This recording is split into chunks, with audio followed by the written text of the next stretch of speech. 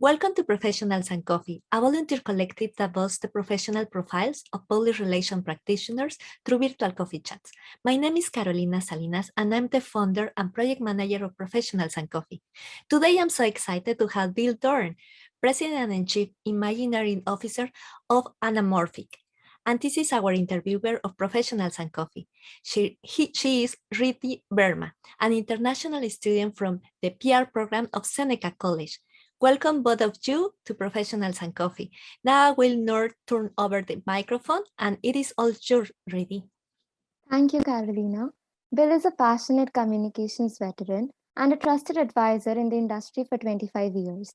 He is well known for delivering excellence and drawing the best out of his teams. He is a skilled professional in the field of marketing and communication strategy, stakeholder relations, digital communications, and social media strategy. Moreover, he has volunteered in the World Wide Web Foundation, the World Wide Web Consortium, and the Ottawa Inner City Ministries. Bill's most recent professional experiences before Anamorphiq include being a professor at Seneca for more than 6 years, a vice president at Media Profile, and a vice president at Hill and Knowlton Strategies. Firstly, I would like to ask you about your personal experiences that led you to enter the world of communications. It's a good question. Well, firstly, thank you for having me and for hosting this afternoon. I got into the communications business by accident. So one of the things that we didn't talk about before joining Hill and Knowlton was that I ran an agency for 20 years in Ottawa that was largely a brand and digital communications agency or digital marketing agency.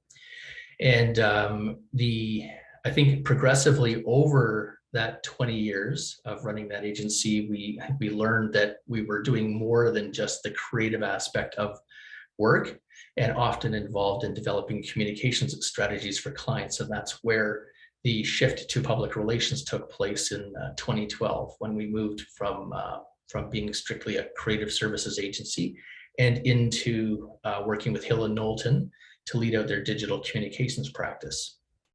Wow, that's great.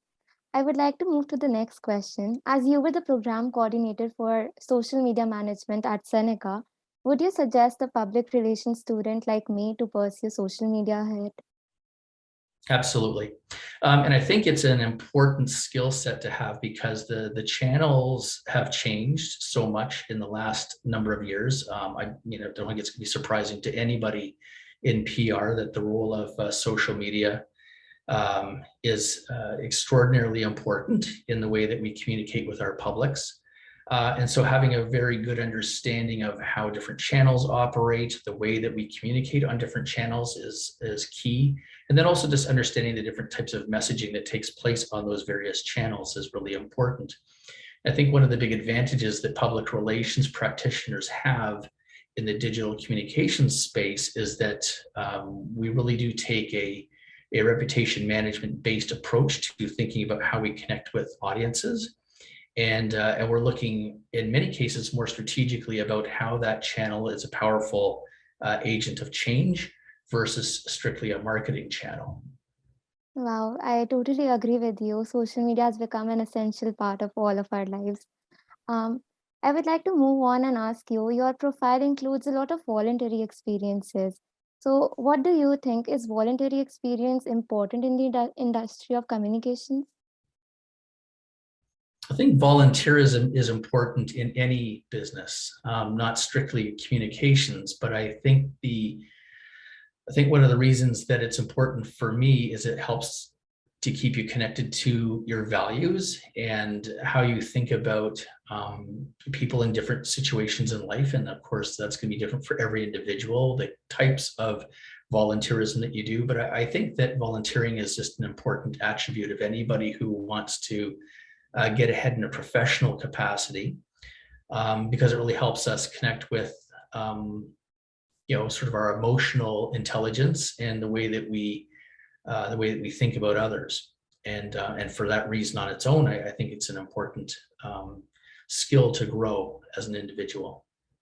That's quite insightful to relate it with emotional intelligence. What has been the most challenging and the most interesting part in your career till now?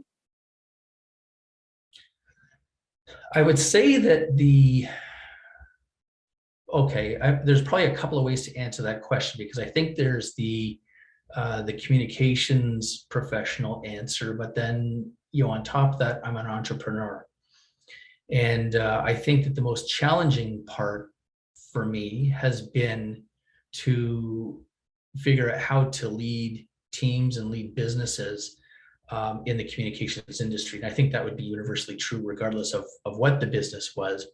But when we go to school to become communicators and land our first jobs, we're not really trained to run a business.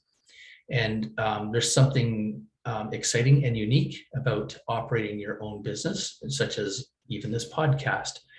Being able to take ownership over something is a little bit unique.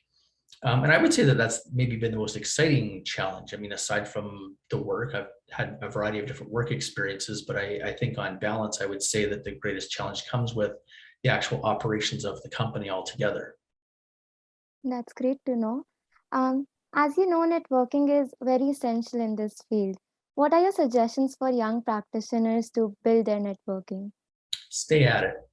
I have one student that probably the student who had the single most tenacious attitude when it came to connecting with people. And one of the things that she did is she regularly follows up. She still contacts me regularly, sets up coffee meetings with me, even if it's just for 10 minutes. It's really about just sort of sticking to it. And I think what's important for young people to know, or anyone entering the industry to know, is that most people are pretty unassuming and they want to help. So I know that I'm just thinking back 30 years ago when I started my business, and there's a bit of fear factor in, are you going to get rejected? Do people want to talk to me?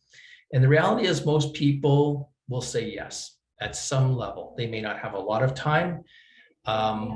But in that context, I think it's important that you come to the table with an expectation of what you want for that call. So tell somebody what you want to talk about and the amount of time that you want to take to talk about it. And you'll find that most people are pretty open and available. So don't be afraid to do it. Most people will give you a good chance, and don't be afraid to pick up the phone. Email isn't everything. Sometimes just a good phone call will do the trick. I'll keep that in mind. Thank you. When it comes to self-motivation, what keeps you engaged and connected to your field of work? Well, I mean, I think what keeps me self-motivated is just the joy in the work itself. I like doing what I do, and as a result, I'm motivated to do it. I get excited by new projects. I get excited by the possibilities that exist. I like to push myself to improve.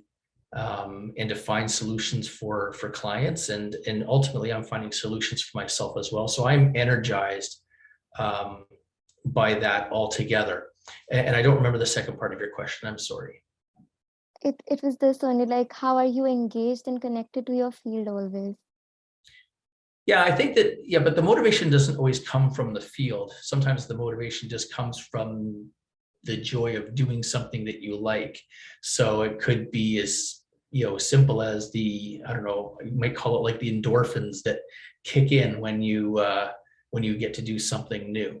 And one of the things I do for myself is I make sure that we're always opening the doors for doing new things within the agency. So if one of my colleagues has got a good idea about something that we want to do, or we haven't done something extensively for a client in the past and we want to try it out, we do it. We will find a way to make the solution happen. And that's what I think really sparks joy for me and keeps me motivated in the work that I do.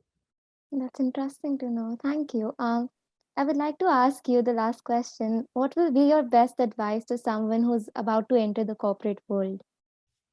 Well, there's lots of good advice out there. I guess a few things that that come top of mind for me would be to focus on a destination. I know a lot of times, generationally, people look at jobs differently, and it's certainly different from my generation to the generation that's starting to get into the workforce now. But what I would say is, don't be afraid to take something that feels like it's not the final job. Sometimes an entry-level position is a great way to catapult yourself into something different. One of the things that I work with, when I'm working with students in particular, I've got a lot of students that are international students. A lot of them want to know, how do we break into the Canadian job market? And, really the advice is, don't think that anything is too small, but also evaluate the opportunity and know when it's time to move on from that into something different. And I've got many students who have risen to very senior positions in media buying agencies, SEO agencies, ad agencies. So they've all, there's a handful that have done very, very well for themselves. And I think it's that sort of stick-to-itiveness spirit and willingness to double down on their work is what gets them ahead. And those are some great pieces of advices. Thank you so much, Bill, for your time, knowledge, and advice. That's everything on my end. Oh, thank you. Thank you so much, Bill. I would like to add another question that I have personally. What do you see now that you are leading in your agency? What do you see on a resume to be considered a good candidate for a practitioner that is interested to do an internship with you? Well, internships are pretty rare for us. I mean, the candidate in an internship situation needs to be especially well-rounded. And that's only because of the size of our agency. In very large agencies, there's often a little bit more flexibility in terms of the types of roles that an intern can fill. But when we're looking at internships, I'm typically looking for people with very strong command of the English language. It's very important. We're in a communications business, so that's paramount. I will often be looking for people who come to the table with a solution about why they want to work with us, versus somebody asking for a job or any job. That's not really our purpose. And the idea, of course, is that when we bring out an intern, we're thinking about whether or not they are a potential employee in the future. So right out of the gates, we're looking for a lot of behavioral characteristics. So people who are really tenacious, people who are well-rounded, who are eager to learn, who come to the table with different types of solutions. And that's really like the makeup of the way that we all work at Anamorphiq. So it's really about people who are very solutions driven or solutions oriented. Okay, thank you so much, Bill, for your guidance, for your time and your expertise. And really, you did an excellent interview. Congratulations. Are there any social media handles that you both would like to share? Where can we find you? Well, you can find Anamorphiq on everything. And Anamorphiq is spelled a little bit differently than the traditional spelling. It's ANAMORPHIQ. And so you'll find us on Twitter, on LinkedIn, on Facebook, TikTok, Instagram. We're on all of the platforms. Okay, thank you. And you, Rudy? I'm on LinkedIn as Riddhi Verma, and I have a blog page on Instagram, Drop of River. Okay, well, thank you everyone, and see you on the next Professionals and Coffee Chat. Don't forget to subscribe to our YouTube channel and to our social media channels, which are in the description below this video. And please join us to do your own virtual coffee chat like Rudy just did today. Thank you and bye-bye.